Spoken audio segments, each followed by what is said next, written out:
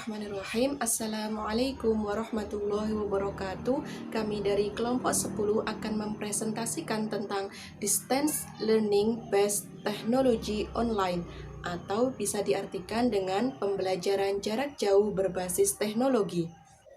Dalam pembelajaran jarak jauh, seorang guru dan juga para siswa itu tidak berada pada waktu dan juga tempat yang sama karena secara geografis terpisah. Komunikasi pengajar dan pembelajar dilakukan melalui media karena tidak bertatap muka secara langsung. Akibatnya, guru akan mengetahui kemajuan belajar siswa melalui ujian atau tugas yang diberikan oleh guru kepada siswa, dan juga respon yang diberikan peserta didik terhadap guru. Dalam pembelajaran jarak jauh ini, guru tidak bisa memperhatikan cara belajar siswa, tetapi guru harus mempercayai kejujuran dan kemandirian siswa dalam mekanisme sistem pembelajaran jarak jauh. Perbedaan pembelajaran konvensional dan pembelajaran jarak jauh terletak pada bentuk interaksi antara pengajar dan juga pembelajar, karakteristik pembelajar, jenis program, peran sumber daya manusia, manajemen teknologi, dan sebagainya. Namun, perbedaan tersebut bukan merupakan kendala untuk mengembangkan pembelajaran jarak jauh menuju pendidikan yang mencerahkan dan meningkatkan kualitasnya.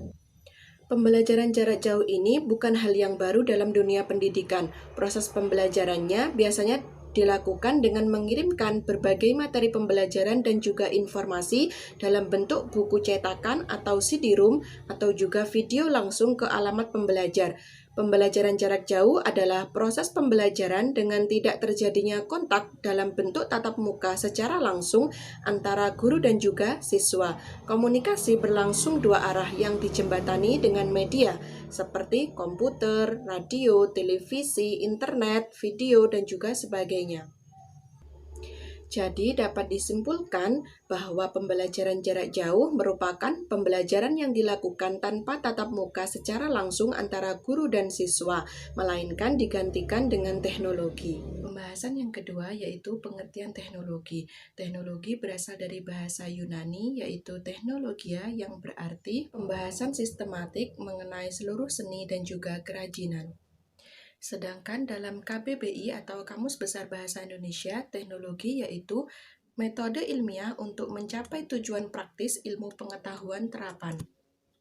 Jadi dapat disimpulkan teknologi yaitu seluruh sarana yang dapat mempermudah aktivitas manusia dalam menjalankan kegiatan sehari-hari untuk meningkatkan produktivitasnya. Assalamualaikum warahmatullahi wabarakatuh. Di sini saya akan menjelaskan manfaat dari distance learning basis teknologi online. Manfaat learning dapat dilihat dari dua sudut pandang yang berbeda, yaitu dari sudut pandang seorang guru dan sudut pandang seorang siswa. Di sini sudut pandang dari seorang siswa, e-learning memiliki manfaat yang pertama, belajar di sekolah di daerah terpencil untuk mengikuti mata pelajaran tertentu yang tidak dapat diberikan oleh sekolah.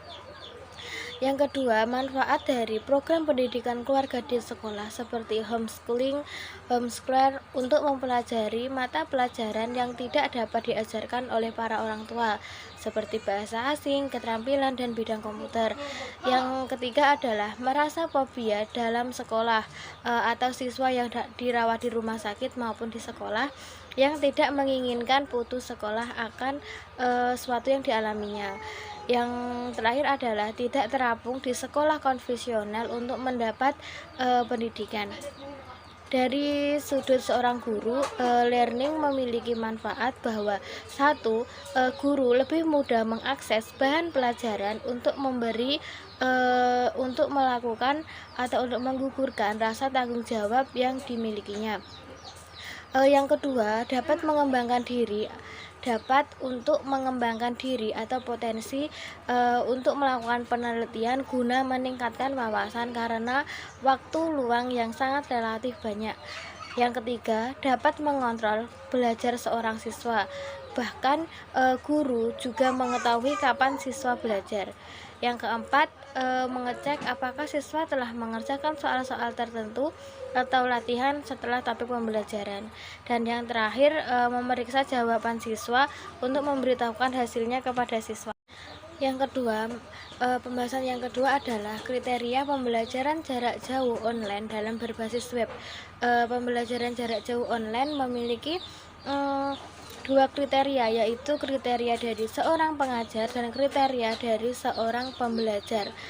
Yang pertama, kriteria pembelajaran jarak jauh secara online bagi pengajar. Yang pertama, pengajar mudah melaksanakan pembelajaran jarak jauh, misalnya dengan pembelajaran kelas online. Yang kedua adalah materi pembelajaran online dibuat cepat dan singkat serta mudah dipahami oleh seorang siswa. Yang ketiga, untuk mengetahui teknologi dan informasi komunikasi yang akan digunakan dalam pembelajaran, seorang guru dapat melakukan dengan cara pelatihan singkat, seperti briefing sebelum pembelajaran, seperti itu. Yang keempat adalah pengajar diberi kebebasan menunjuk kemampuan dan keterampilan mengajar dengan cara dia sendiri. Jadi seorang guru itu guru harus dapat memperhatikan pembelajaran yang tepat, yang salah seperti apa pada diri sendiri. Yang terakhir adalah pengajar mampu mengelola atau menguasai lingkungan pembelajaran. Yang selanjutnya adalah pembelajaran jarak jauh secara online bagi pembelajar atau bagi seorang murid. Yang pertama, murid diberi kesempatan yang luas atau fleksibel dalam mengambil mata pelajaran sesuai dengan keinginan dan minat mereka.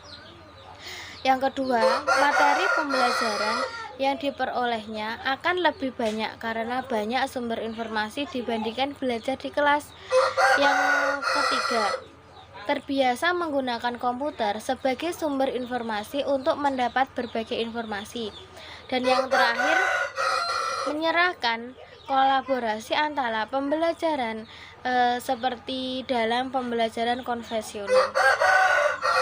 Yang terakhir adalah implementasi pembelajaran jarak jauh berbasis teknologi dalam pembelajaran PAI. Pada realitanya, pendidikan yang terjadi di Indonesia, terutama di sekolah pendidikan formal, e-learning tidak bisa meniadakan unsur-unsur hubungan pedagogis antara guru dan siswa. Jika hal itu sampai terjadi, dikhawatirkan proses pembelajaran kehilangan makna esensialnya yang menyangkut berbagai dimensi, baik itu dari dimensi efektif, kognitif, dan psikomotorik.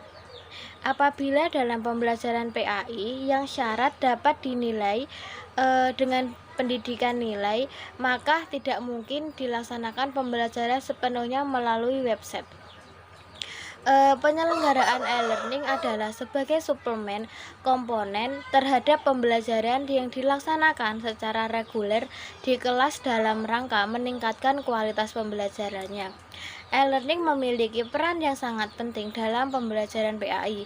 Yang pertama, sebagai media tambahan untuk memperoleh pengalaman dari pengetahuan atau kognitif dan dengan lebih mudah dan mendalam sehingga bisa menguatkan penghayatan keyakinan atau afeksi. Dari penguatan afeksi kemudian muncul suatu motivasi untuk mengamalkan dan menaati atau mengajarkan ajaran Islam atau psikomotorik. E-learning juga menyediakan video yang bisa merangsang afeksi seorang siswa dalam materi-materi tertentu. Meskipun begitu, learning juga memiliki kelemahan dalam pembelajaran PAI atau yang dikatakan sebagai keterbatasan implementasi. E-learning harus memperhatikan oleh lembaga atau sekolah yang menggunakan learning. Keterbatasan dan kelemahan learning diantaranya adalah sebagai yang pertama, budaya pembelajaran yang kedua inventasi, yang ketiga infrastruktur, dan yang keempat materi. Sekian pembahasan dari kami. Kurang lebihnya kami mohon maaf. Akhiran wassalamualaikum warahmatullahi wabarakatuh. We don't talk anymore. We don't talk anymore. We don't talk anymore like